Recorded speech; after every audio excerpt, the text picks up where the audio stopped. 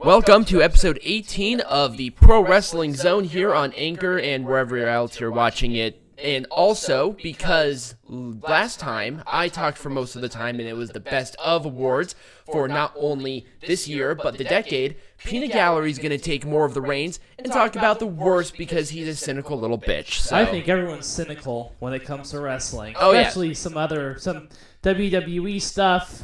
And then it's also the last one of the decade. Next week we'll be talking about Wrestle Kingdom. Oh yes, that's going to be good wrestling. So let's talk about some bad wrestling. So we're going to do five break decade stuff done. Excellent. Okay, All right. So, So again, this is the worst of the year awards, and then of course the third part being the worst of the decade. So let's talk about the worst. Let's talk about the worst of the year for 5 awards now. So, the first award, everyone's favorite, who was the whiniest bitch of the year, and the fans chose Jordan Miles. And I'm going to agree. What do you think? 110% agree. He made a mountain out of a molehill, and basically, he could not handle criticism of his actions on social media, so he quit. And then he had dates and decided, I'm not going to honor those dates. I'm just going to be a whiny bitch. That's the worst that he did. Like, okay, quitting WWE, okay, whatever. There have been a lot of people who quit WWE and were fine. Right. But the fact that he got so butthurt about people being mean to him on social media to the point where he canceled events for other wrestling promotions who probably did a lot of their marketing based around him because ACH is still a name. Right. And then he's like, I quit. Right. I'm sorry, that made you the bitch. Sasha Banks did a pretty good showing, too. She was second place. 29.4%. We all know what happened with Sasha Banks after WrestleMania. Anyways, let's move on to the next award here. So to what I've heard, a lot of people heard that she did apologize to everyone in the back for her actions, so at least I can give that credit. But she did miss a pretty big part of the summer because she was a whiny bitch. Yes. All right, so the next award here, the preface of this, major injury into a necessary push. So the person got pushed but then got injured. So the person who kind of fucked up his own push award, we're going to talk about that, and the winner of that award goes to Lars Sullivan. Oh my God, we have to talk about Lars Sullivan. Not just because of what he did earlier this year, but what has recently turned up on the old internet. Oh, Lars, I love you. Apparently, Lars Sullivan was in some porn. I don't know how I feel about that. God. Oh, just when you... Was he fucking a tree? Like, Jesus. Well, okay, so Lars Sullivan, they tried to give him a push, but then he got a major injury. Oh, also, the other participants in this were Nia Jax, Lars Sullivan, the Bellas, Jeff Hardy. I was going to say the Bellas, to be honest with you. Yeah, because the Bellas were going to come back. They were. So the reason the Iconics won at WrestleMania was so that they would lose to the Bellas the night after. I'm also thinking, like, Evolution and stuff like that, where, Nikki Bella gets an automatic title match. That was last year. I know. That was last year. But the Bells were set to return because of the women's world titles, but they didn't. Right. They retired. And then Jeff Hardy, I would probably say he was the next one. He got a tag team. He had the tag team titles. He had the tag team titles. Right. He got injured, and then he got a couple of DUIs. It's like, okay, I think he deserves it more than Lars Sullivan. Lars Sullivan just got injured. But, just with all the other problems. But they were really on top of Lars Sullivan. I know. Vince McMahon was high. They cannot release him, though. It would be really bad for them. I don't know. All right, so let's move on here. So the best wrestler that became horrible. I'm sorry. I'm gonna bitch about this. I severely disagree with this bullshit. So it's the least. I guess if you want to call it the least improved wrestler of the year, but I want to go backwards. I want to say who was good at the beginning of the year now sucks balls. Bray Wyatt is so much better now than what he was at the beginning. We're talking character-wise now. As far as his character-wise. No, that's it. The only thing, he's not that much better as a wrestler than what he was before. Yes. No, he was better. He's better now in both than he was in the beginning of the year. I disagree with that. I think he was about the same. I think that Seth Rollins should have won it. Yeah, Seth Rollins with his 28 stomps that he has to do. Oh my God. Like, Jesus, Can you stop with the fucking stomps? No, Seriously. no. The stomp is fine. Just like No, it's not. one stomp, and that should be the end of the match. Not 10. No, the stomp sucks. It's a hell of a lot better than his weird ass pedigree. Well, he just sucks. So okay. Wait, no, he actually had a cool finisher in NXT. He didn't do the stomp. oh. No, he did like a roll through powerbomb. It was really cool. I liked it. Well, so anyways, and then the other people on there, Dolph Ziggler, he He's kind of flatlined. He had moments of really good stuff like scattered about the year. I liked his thing with Drew McIntyre. Yeah. I actually did. And then he had a really good rivalry with The Miz at the beginning of the year. Right. I can't say that he should be on here, but he had like sprinkled moments of greatness. And then Braun Strowman, not many people voted for Braun. Right. But, Because I don't think he should have been on this list. As well, I mean, Braun Strowman, I think he was more victim of circumstance than anything. Yeah, he was a victim of circumstance. He doesn't have any depth to his character anymore. Right. Wait, what are we on? Okay, this is number 3. Okay, so here's number 4. All right. So who won the Tag Team for No Real Reason award this year? I am 110% agreeing with this. I 110% agree with this. They had why? Why did they have this? Because then Seth Rollins a dual champ. Why do they want a dual champion on Seth Rollins 1? Why do they want a champion on Seth Rollins just in general? 62.5% of the vote. It was a pretty easy. And then Rude and Ziggler were number 2, and I have to agree with that. Yeah, the other two. I love Finn Juice, and I really liked Shane and Miz. See, I didn't like Shane McMahon and Miz as much as Finn Juice, but there was a reason for those two teams. And also the random. WrestleMania match with Shane McMahon and the Miz, that was a really good match. I think a lot of people gave credence to that. But there was no reason to have Rollins and Strowman. No, there was zero reason. All right, this is number 5, right? Yes. This okay, is. Go ahead. Worst moment of the year. This one is going to be... this one, I totally 100% agree with this.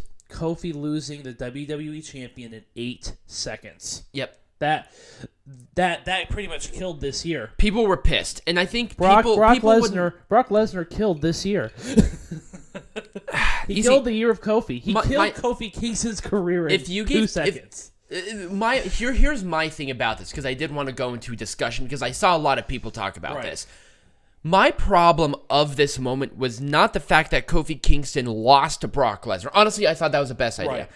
But it was how quick it was, where Kingston was built up, and he had this title for 6 months. Right. And then all of a sudden, he loses it to Brock Lesnar in seconds. Now, if Kofi put up like a fighting chance, hit a couple of Trouble in Paradises, and like made it a credible match, this could have been a really fun match. It could have been, yes. But it's like, no, seconds. And I think at that point, and honestly, okay, I have to be totally honest, that was the moment that I'm like, oh, WWE fucked up this deal. Fox needs to not re-sign them, because it's been all downhill since. Yep. And they wanted the moment with Cain Velasquez, which we're going to talk about later. Right. But it was just that. Kofi was somebody who went over because of the fans, and if they did this right, he would have been Daniel Bryan, number 2. Right, but they didn't. They totally screwed. They screwed Kofi. They did. And I think, well, he's with the tag division now, and I think... But again, that to me is a step backwards. It should not. You know what would have been cool? And this should have been the thing. What if Kofi... during that, because I heard some murmurings that they were going to have Big E turn on Kofi. Yeah.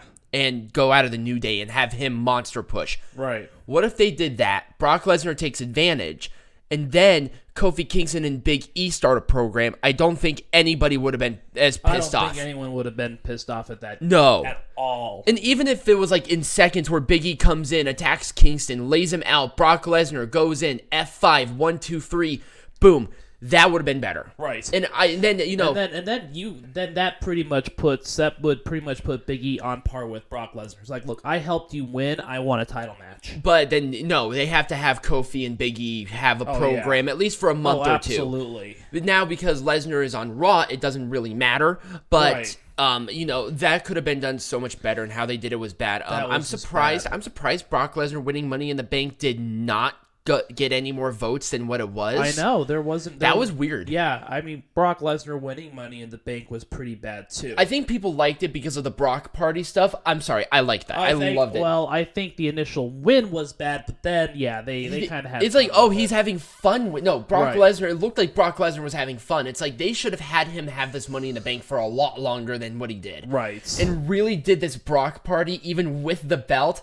How fucking cool would that have been? Right, how funny. Yeah, that's... Oh, come on. Okay, that's I get it. hilarious. Brock Lesnar is a badass, but, there's a point in time when you're just so badass you can have fun with it. Right. Have Brock Lesnar have fun. You can tell. He had a big smile on his face. People loved it. Right. It was the most talked about thing, and that's what people wanted to Right. see, was Brock Lesnar kind of be that goof, maybe not when he's wrestling, Right. but like switch on MMA to having fun, and he's there every week, just Right.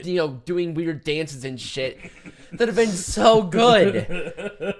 All right. Well, so going off too, there are a couple of other matches that are on here multiple times too. The Hell in the Cell match. I'm surprised that has not gotten any votes yet. Famous Hell in the Cell match. And then I wouldn't say it's other, not famous. It was infamous and now. then the infamous Undertaker versus Goldberg. There have been a lot of interesting matches this year with WWE. Just a lot. They've had their highs and lows. It's going to be a very interesting year coming up in 2020 because they really have to step up their game. Right. With, we talked about it really a lot in the last show. I recommend watching it. Let's not get too much into it. But WWE, a lot of everything here is WWE.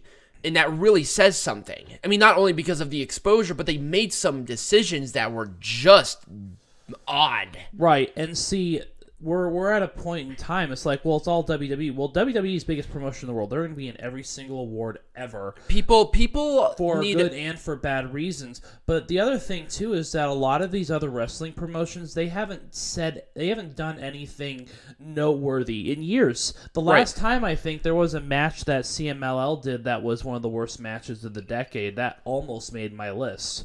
Was that the Yes. triple threat tag team match? Yes, that one. Yeah, that one. I was actually Yeah. thinking about I was actually going to talk to you about that one, because did you actually watch that match? I watched it a while ago. It was Because, I mean, pretty bad. I think, most of them were, in their 70s. Right. It was really, really bad. Right, and that I thought about adding that to the list. Was that but CML? I thought that was triple. No, that was CML. I think it was CMLL. Yeah, no, that was CML. Yeah. I thought that was AAA for some reason. No, but that's. And it's like AEW. My point being is that WWE has all the opportunities in the world to make good choices, but they just don't.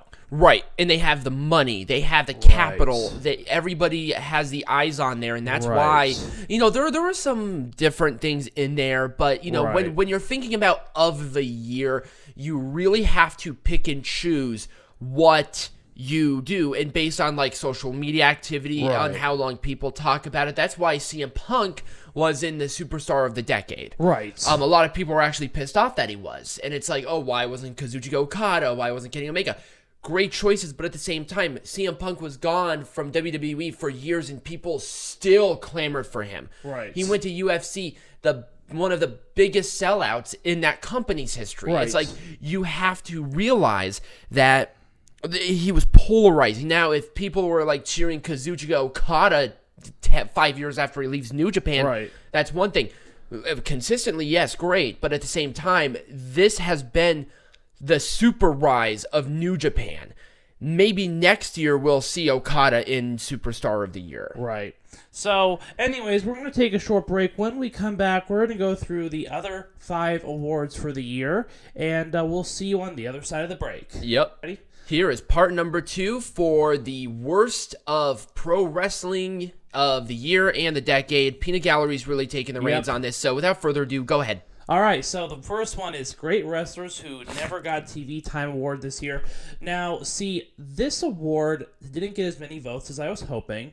Technically, it's still open. It still has 2 hours, but we're talking about it, so it doesn't matter. We're talking about it now, so it doesn't matter at this point. But the 2 choices are interesting, EC3 and Luke Harper. So the 4 were EC3, Luke Harper, Apollo Crews, Eric Young. All people who definitely deserve it. I think EC3. I think all 4 of them deserve TV time. But EC3. At least Luke Harper got a little bit this year, but he didn't get as much showcase of his talents. Right. Not like Eric Rowan. They really pushed Eric Rowan more than they pushed Luke Harper. Right. Well, I think Eric Rowan wasn't as dissatisfied with his push because I think Luke Harper had more of a name state going into Right. WWE than Eric Rowan. Right. Eric Rowan just came into his own this year. Eric Rowan's been awesome. But EC3, great athlete. EC3 was my choice in Right. this. Absolutely.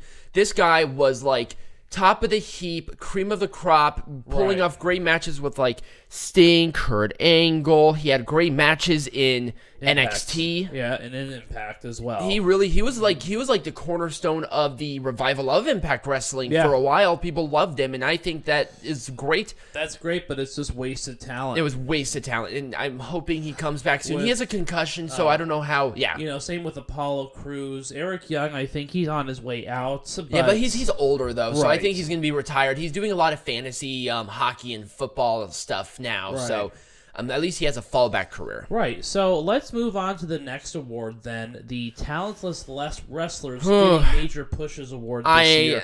I agree with this choice. I don't. I think Baron Corbin. I'm sorry. Well, Baron Corbin is a great choice. Lacey Evans, I think, is a better choice. I don't know. She has the character. She's really starting to come into her own now. She doesn't have character, though. Yeah, she does. She doesn't. Yeah. What's her character? The Nasties? Yes. It's over. It's not. It is. No. It's not. No one cares. No, the Iconics were more of like, okay, you're just annoying Australians who are hot and you should get off my screen now. And Shane McMahon, I'm at least going to have to give Shane McMahon a credit where credit is due, is that he was pulling off stuff that nobody saw coming. He was doing shooting star presses for God's sake. But he was pushed at the expense of more talented wrestlers. He was pushing. He's not even a wrestler. He doesn't have any talent. He was pushed at the expense of talent, but he's younger not. people. Right. If this was like circa 1998 Shane McMahon, then maybe this would have been fine. Right, but not circa 50-year-old Shane McMahon who can't do a match worth shit. Baron Corbin, he doesn't have a great character. Even as King Corbin, it's not very good. It's not very over. But, Lacey Evans is... She's not... She was called up way too soon. She was called up way too soon, don't get me wrong, and she's improving tremendously. But she should have stayed on NXT Hey, for you know another what? year. Trish Stratus wasn't great up until like the last 5 years of her career, so you can eat my dick. I understand that, but we're talking about 20 years ago versus today. There's a little bit of a higher standard. Oh, absolutely. And would you rather watch Lacey Evans or New Japan Pro Wrestling? This is true. Yeah. Okay, the Booker, why did this Booker push this person of the year? Seth Rollins ran with it. Thank God. Of course. Yeah, why? Why did the Booker push this? And then second place, of course, was Baron Corbin. And then Shane. Then Lacey Evans got no votes out of that. Okay. Now, that doesn't make any sense to me. Well, see, Lacey Evans, I see, that's a good question. So, I don't know, because earlier this year, Lacey Evans was in a program with Becky Lynch. She didn't fit very well into that program at all. But she made the most of where she was. Now coming into 2020, I think she's in a little bit better position because she's kind of used to the spotlight. But there's still some growing pains with that. The thing is with Lacey Evans that I really appreciated was that she got over with the crowd. Right. People respond to Lacey Evans. That's true. People don't respond to Baron Corbin. That's why I thought Baron Corbin should have been the talentless wrestler that got a major push, because Lacey Evans at least gets a crowd reaction and she's improving in the ring. Lacey Evans was never bad.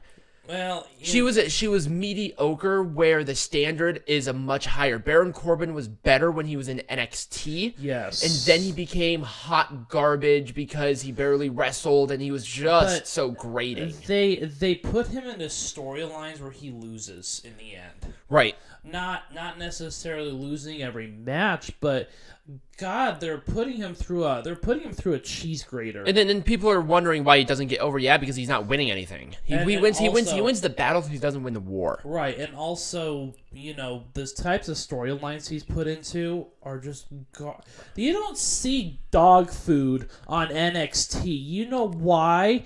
Because nobody gives a fuck. It's stupid. It's stupid on paper. It's stupid here.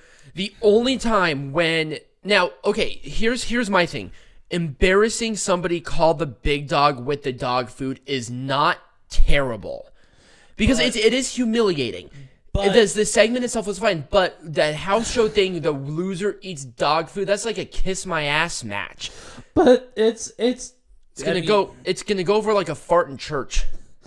It's a horrid. And Baron Corbin, he needs to improve talent wise, but he has potential. Right. He's a big guy. He moves very well. He's imposing.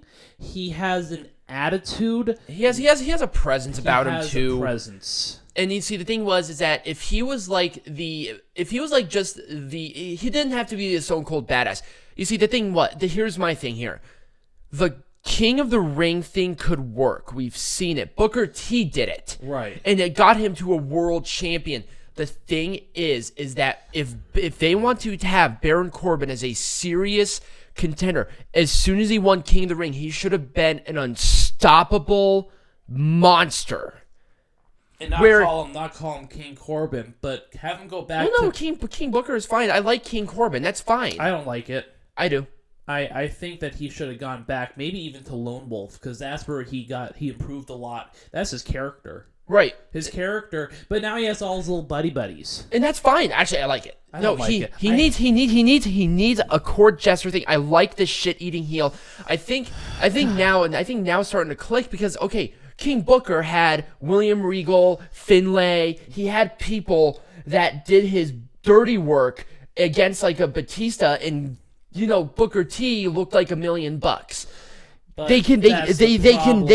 They have Dolph Ziggler, Robert Roode is out right now, but they can do this. And I think Baron Corbin they're not doing it correctly. That's my point. The point I'm trying to because Roman Reigns still looks powerful. Roman Reigns should not get anything over on Baron Corbin up until maybe like the last little bit. But again, that's the problem, is they're not booking it correctly. Right. And now it's falling flat. The thing is, King Corbin has the potential to be the coolest thing. Right. Let's actually talk about like the actual winner, Seth Rollins. I don't want to talk about Seth Rollins. Seth Rollins has been put through a ringer. Okay, let's be honest. The start of the year, fine. Right. He won the Royal Rumble, which was the right move. Yep. He beat Brock Lesnar, which was the right move at the time. Yep. But the thing is that they continue to put him in matches that didn't make sense. Like and also the thing is, and I'm going to narc on this at every point I get because it's something that has to. They continue to have the champions wrestle on every single show. No. And all you fucking marks who think, oh, but I want a fighting champion. World champions should not wrestle on a regular Do you know why? show. Do you know why they keep putting the fucking WWE champion Brock Lesnar? Because he only comes around when the champion is on the line. And guess what? Outside of the wrestling world, that champion has prestige because of it. Yep, still over. Yep. He's still over. Yep. You people are like, oh, I hate Brock Lesnar. Listen to the crowd. Listen to the people chant. Listen to the response that Brock Lesnar gets. He feels like the man. Right. Seth Rollins was wrestling on regular shows. That's where you lose it. Seth Rollins can be there. AJ Styles, okay, perfect example of current. AJ Styles was on there every show, but he did not wrestle every SmackDown Live. Right. He wrestled when it was necessary. He wasn't in tag team matches. He wasn't doing that. He was just there. Right. And putting Seth Rollins and Seth Rollins, he's fine. He's a good workhorse, but he shouldn't get a prestigious title if you want to keep him around. Heel Seth Rollins, I love it. Oh yeah, that's great. Him with AOP, perfect. Mm-hmm. You have two brooding guys in suits. They look like fucking. And then when Seth Rollins, they look like bouncers, and then he's like, "Oh, I'm in a black coat." It's like, yes, this is the Seth Rollins I want. Like when Seth, I think it's the Seth Rollins that everybody wants. Right, like when Seth Rollins was the shit-eating heel with J&J Security. I loved that Seth Rollins. Right. And then he only wrestles at pay-per-views, and he just looks like the biggest badass ever. And it's like, that's why. Right. So Seth Rollins has the potential, but also Becky Lynch needs to get him off Twitter because he is really obnoxious. I know, that's why it was one of the choices on Whiniest Bitch. It's like, oh, why is he still booked like this? He literally was on Twitter saying, oh, I make more money than you. That means I'm better than you. No one cares. Money's not everything. Right. It's not everything. It's like, oh, you're talking to Will Ospreay, who constantly puts on Better 5-star matches, and you know it. Yeah, and you know he produces better matches than you ever hope to. And that's why I think I soured on Seth Rollins more than anything. God, that's why I hate Seth Rollins. And now he's kind of a bitch. I don't like him. Right. And now here is with leading to more Seth Rollins. Yes. Who thought this? That's my turn. My turn to talk. Who thought this was a good idea? Award goes to. It actually is a split. The Rise of Shane and the Rise of Rollins. Rise of Shane. My two least favorite storylines of the year tied. Yep. A lot of people, and actually there were some actual votes for Fyter Fest. I thought that was weird. Well, Fyter Fest I think was the low points in the AEW starting. Hell in a Cell got none, which is weird. That's super weird. But Rise of Shane and Rise of Rollins, Rise of Shane, Rise of Rollins, and I think the Rise of Corbin probably are my three trifecta of my least favorite WWE storylines this year. There we go, people. You got your AEW. Leave us alone. God, yeah, you got one AEW. Yes, I think the Rise of Shane was worse just for the sole fact of how old he was and the fact that he actually is not trained as a wrestler, and right. he is pushed on us so hard at the beginning of the year. It was rough. At least Rollins was a worker who did constantly good stuff. At least I can give him that credit. But again, his stomp sucks. He didn't improve very much. He's kind of stayed stagnant, and it's like, okay, well, who is he booked with? Baron Corbin for 3 pay-per-views? It's kind of God, that's kind of a death nail. It's kind of hard to fight back from that. Right. It's like, oh, if Seth Rollins was booked with like AJ Styles for the Universal Champion, nobody would have complained about that. No, but he was booked with Seth Rollins versus Kofi Kingston, nobody would have complained about that. No, it wasn't Seth Rollins himself. It was the people that he was booked with. Right. That's where you lost plot. And then also, at the beginning of the year, they really pushed the Seth Rollins-Becky Lynch where Becky Lynch, white hot, overshadowed Rollins, which made him look like, the guy on the leash. Right. Exactly. And again, that's not something I think that should have happened, because I think it really cooled down Becky Lynch as well. I think it cooled down both of them. I think it did. Oh, okay, we have one more. Yeah. Nope, that is this is of the year. Yep. No, okay, you're thinking about the next one. Yep, I am. All right, so our final one is the worst match of the year award, and it was a tie between Goldberg versus Undertaker and Lesnar versus Velasquez. I'm going to agree. Those two were probably on top of... I'm going to say, just for the sole fact that Velasquez was injured, Goldberg versus Undertaker. But here's the problem with Lesnar versus Velasquez. They hyped that up so much that you thought, oh my god, this might be better than the fucking UFC match they had. Nope. Okay, and it might have, obviously they wanted a better match, but obviously that was because he was injured, but it didn't make the match look good. If he was injured, you do not put him on television. Right. They shouldn't have done that, but they did that because they were in Saudi Arabia. The other thing, too, is that I think that Lesnar versus Velasquez has the potential to be a good match. Yes. But we want to wait for Lesnar to... Velasquez to be healthy. Yeah, Velasquez to be healthy. Which, to what I've heard, is that his recovery is doing better than expected. He actually might be back around time for Royal Rumble. Which is great. If they have him win the Royal Rumble... Whoa, that'd not be good. I don't know. That is in talks. Ugh. No, that actually is. It's either going to be Velasquez, Roman Reigns, or I think the other person they had on there was, I'd like to say Kevin Owens, but I'm not 100%. I heard Kevin Owens, and I'd be okay with that. I heard Kevin Owens. I'd be okay with Kevin. I would rather see Brock Lesnar versus Kevin Owens. Yeah. for the WWE champion, I think that'd be cool. Yeah. I'm surprised that Rollins and Wyatt at Hell in a Cell got as low as it did. Well, that's because there were 3 matches, obviously, on here that were worse. But Strowman versus Fury, that match they promoted like nobody's business. Right. But actually, no, that match I thought was better than I expected it to be. That match ended like a fart in a mosque. Jesus. No, Goldberg They don't versus... have churches there. Oh, I know. Well, if they did, it would have been burned. Goldberg versus Undertaker was my choice, absolutely. And I'm only going to put this over top of Lesnar and Velasquez because not only of the botches, is because of how dangerous they were. You know, Goldberg getting knocked out after trying to spear Undertaker. The tombstone where Undertaker accidentally dropped Goldberg on his head, almost breaking his neck, to the jackhammer where Undertaker visibly just landed on his head. It's like 3 times they could have been paralyzed. Yeah. That's where I had a problem And with that it. was dangerous. And you got 2 older guys that obviously can't. And I think that this was the pay-per-view where There was a way to do this. I think this was the pay-per-view where Vince is like, look, we can't have this happen anymore. So that's why they didn't do it the next pay-per-view. They brought in people from outside. They brought in Tyson Fury. They brought in Cain Velasquez. Right.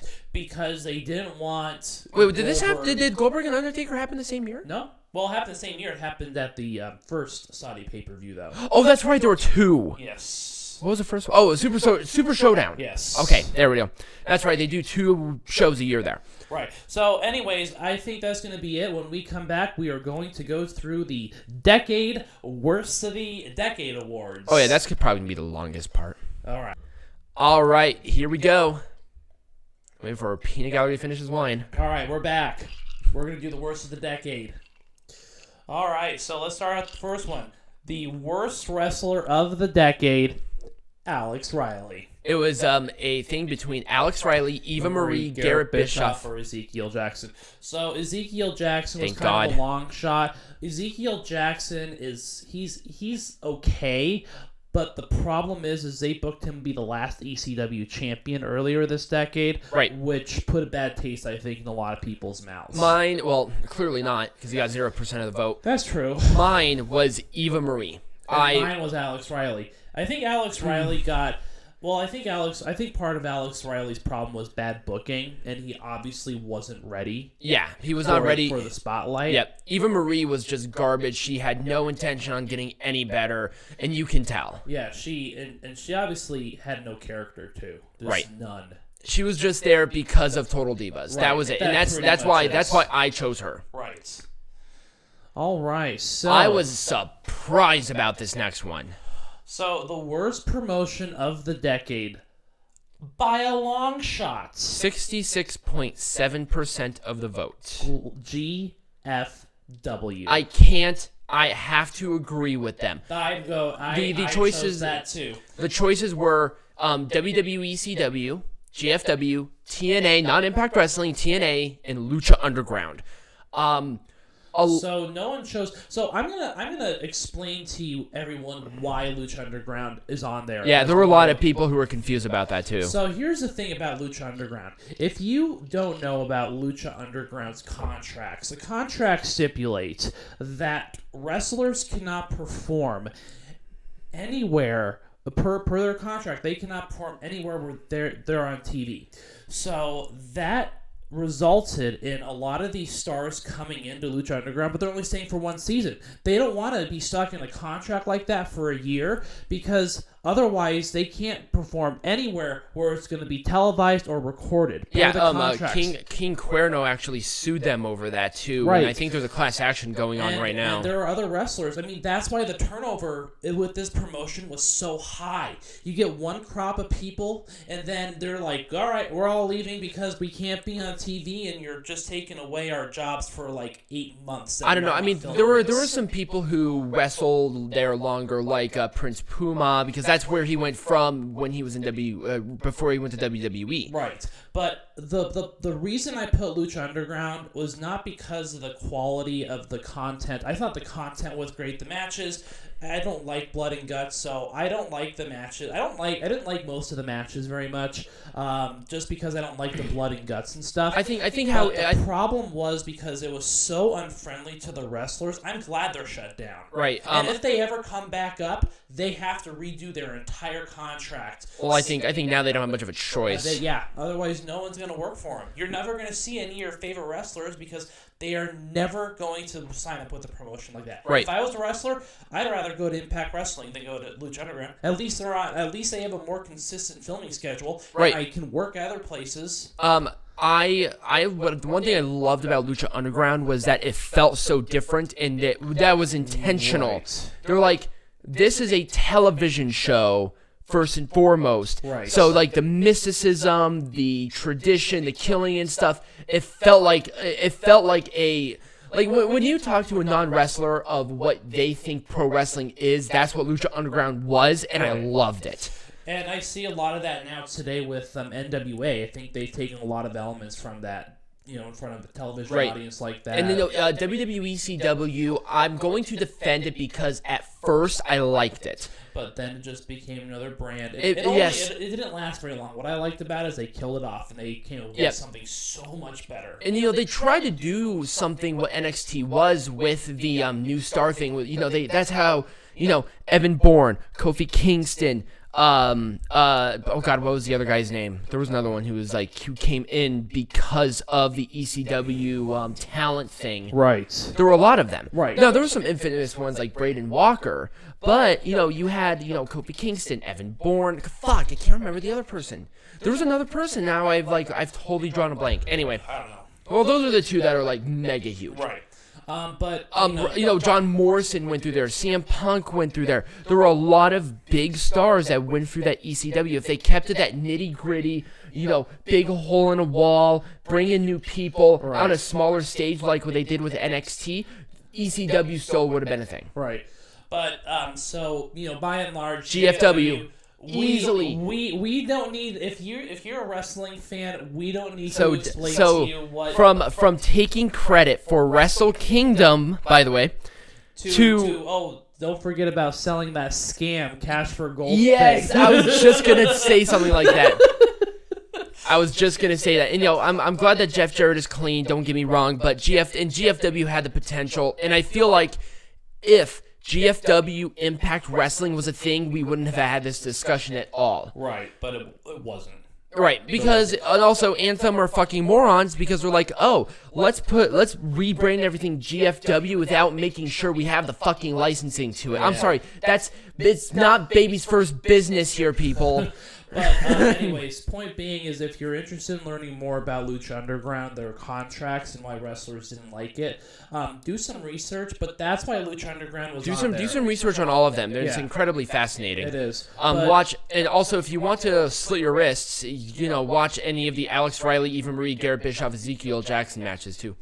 Right, well, speaking of slitting our throats, let's look at you said wrist, right? Anyways, so what was the worst wrestling storyline or angle of the decade? So here are the four choices. Jimmy Superfly Snuka praises a hero after the allegations, WWE in Saudi Arabia, the Warrior Award bastardization, and the Dean Ambrose heel turn the night of Roman Reigns' leukemia announcement. Right, so let's talk about the Warrior Award, though. So the Warrior Award was intended to be an award for backstage employees, referees, people who worked backstage. There was only once they got this right. There was only one person. That one woman who I can't remember her name off the top of my head. It was Sarah something or another. Right. Who not only was a longtime employee of WWE, but she was the person who partnered up with Make-A-Wish, which is a huge endorsement for both. So the point being is that then they turned it into unsung heroes kind of thing, and then they award it to random people that we don't know or care about. And we want to see a Warrior Award be awarded to people who actually worked for the company and contributed to the freaking company, just like the Warrior said. Don't turn it into your personal fucking charity case. Right, and the fact that Dana Warrior is a part of this as well is just as it's egregious. Why? Why is she even involved? I know it's all. And also what she cares about to fucking green money. And also, I think part it's because Warrior owns everything about the Ultimate Warrior. So when he passed away, she owns the rights to that, and I think she saw honestly, it is about money. It's honestly whatever at this point. But, I think she's Warrior agreed. Ward has The Warrior's rolling in his fucking grave, Dana. Yes. Let's get our shit together. Let's actually hear what he said. Right. Let's hey Vince. Why don't you stop? No, I'm blaming Dana solely for this. She has the rights to everything Ultimate Warrior, and she was a person who made this bastardization because she knew that she could make money on it. Oh, okay. Yes. Now I see. So Ultimate. Warrior, Here is my recommendation for everyone in WWE and Dana Warrior. Well, one, Dana Warrior, slit your wrists. Number 2, watch your husband's speech from when he was inducted into the WWE Hall of Fame, and he told you for fucking Batum what he wanted this award to be. He wanted the people who make the music, the people who do the costume designs, the people who do the production.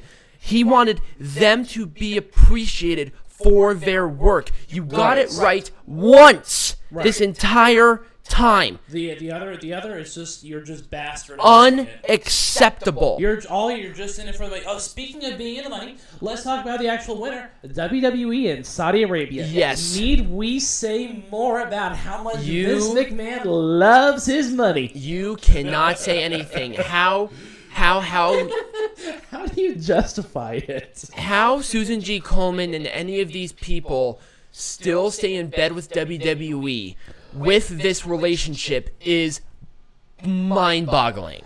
Right, when Vince McMahon is obviously ramming it with the Prince of Saudi Arabia. I'm surprised that the Prince of Saudi Arabia doesn't go for the fucking WWE champion at this point. Seriously. I mean, they've had really good moments in this. I think the production is amazing and it's fine, but it feels gross. It does. And especially with the Jamal Khashoggi thing, that just made it even worse. Yeah, that and, women's rights just being blah, blah, blah. Sami Zayn can't go because he's, Syrian in descent and he's very proud about it. It's rough. The Jimmy Superfly Snuka thing, I would highly recommend looking up the Nancy Argentino case with Jimmy Superfly Snuka to get a full grip of what this was. Basically, they found Jimmy found her dead for 30 years after. He was never acquitted up until, I think, like a year and a half before he died. So, and then after he died, they're praising him as a hero. Right. And it's like, okay, he wasn't technically convicted of. Right, but that's like making a hero out of O.J. Simpson. Right. It kind of feels wrong. It is wrong. It feels wrong. It looks wrong. It feels gross. I'm sorry. And then Dean Ambrose's heel turn. That was. It's not that Dean Ambrose turned heel, but it was it was just bad circumstances. Right. It was bad. The Dean Ambrose heel turn I liked. It was just the night. If they did this like a week after, it's fine, whatever. But no, it had to be that night. Yeah. And then also, did you listen to the Talk is Jericho with Jon Moxley about what this was? Everything that surrounded this rivalry almost, and Dean Ambrose fought this tooth and nail. Was about the leukemia. Right. It's like, Roman Reigns got cancer, but I'm gonna kill your career. I'm like, that's justice. And he didn't even say the worst line. No. At all. He's like, I'm never going to utter it. I heard it, and I was so appalled that I left that night. And at that point, I'm like, it has to be that disgusting. Like, that is so tone deaf. Yeah, and that's why he left. That literally is why he left. Right, and that just kind of killed. Though these storylines and angles just make me angry. I mean, people are gonna be like, "Oh, he's gonna return."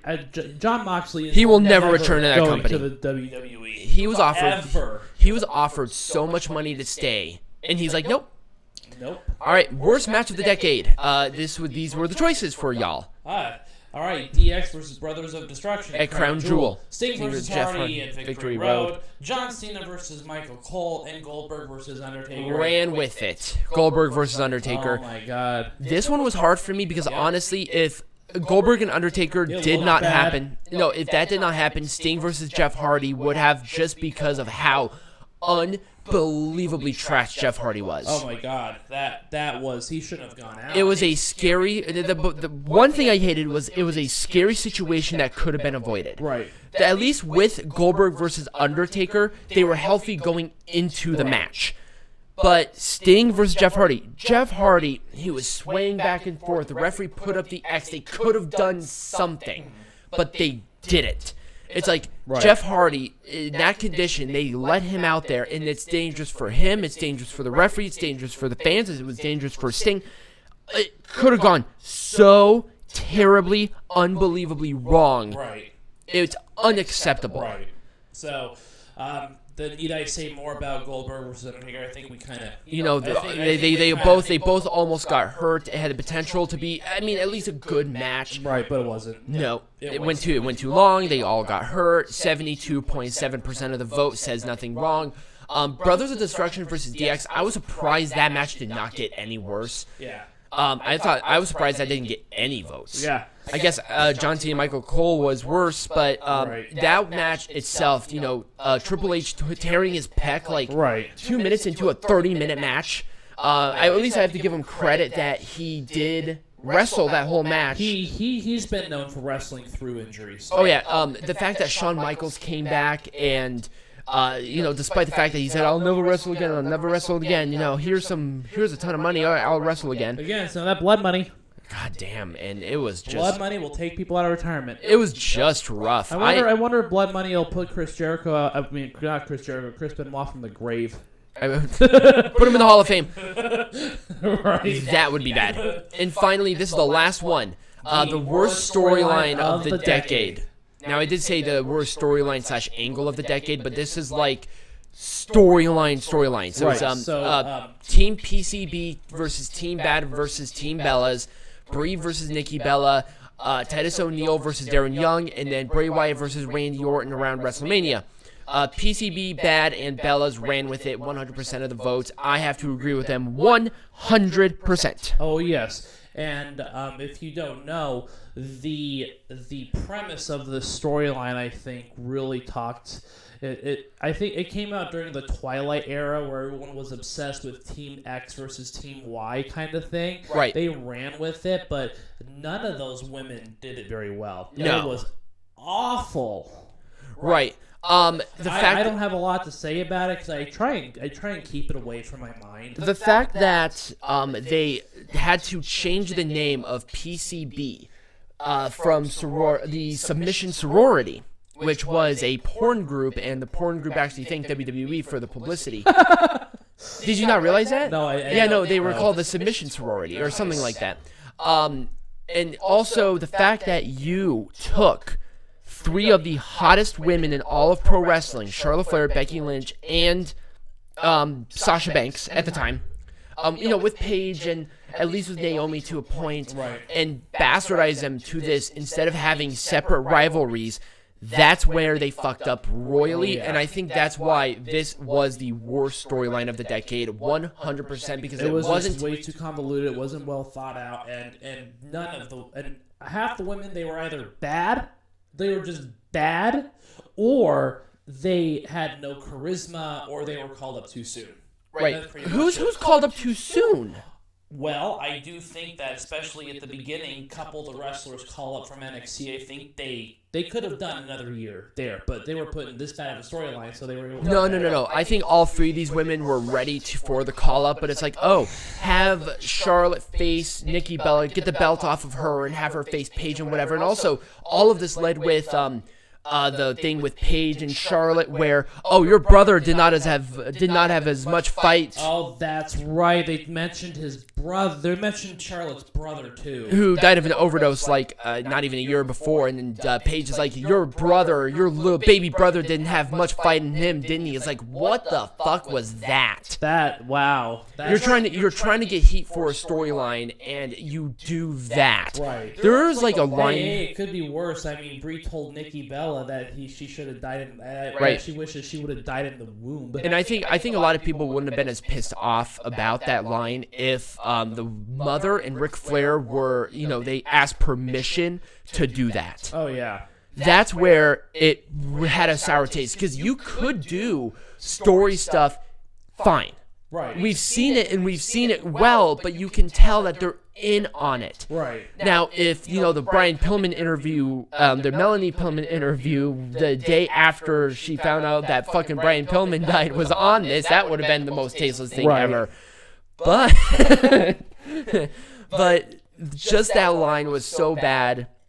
Luckily, they saved all three women, and they're fine now. They're great, but at the same time, this had to be the worst storyline of the decade. I have to agree with it. With that being said, Peanut Gallery, what are you excited for come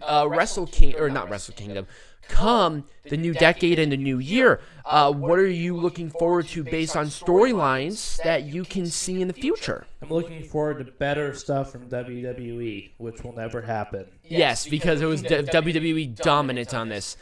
Let's see how many bad awards they get in 2020. Absolutely.